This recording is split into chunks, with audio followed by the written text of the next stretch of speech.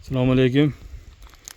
Bugun 2026-yil 20-may Agrobank Marhamat filial hamkorligida Andijon viloyati Marhamat tumani Ravot muhitida joylashgan 284-sonli konturdamiz.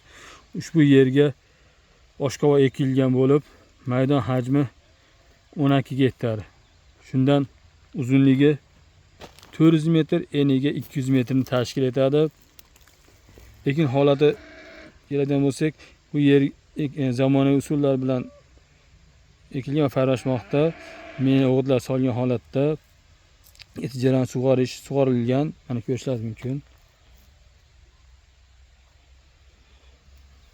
Ushbu loyihaga 35 dehqon xo'jaligi biritilgan bo'lib, har bir dehqon xo'jaligi uchun o'rtacha 35-36 sotkdan yer maydoni to'g'ri keladi. Loyihani samarali amalga oshirish uchun Marhamat tumanidagi lider tadbirkor Issiqol yangi bog'zori MChJ biritilgan bo'lib, ushbu MChJ tomonidan o'g'itlar yetkazib berilgan. Ushbu loyiha bo'yicha har bir gektardan 35 tonna, jami 420 tonna oshqova hosil olish rejalashtirilgan. Mazkur ekin yig'isi olingandan so'ng ikkinchi ekinga ham yuqori daromadli ekin turi ekish ko'zda tutilgan bo'lib, ushbu ekin yig'isi olingandan so'ng har bir ijarachiga birinchi ekin hosildan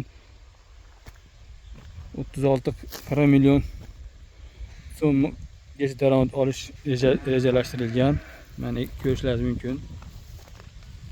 Oshqovalar to'liq ekilgan, unib chiqqan.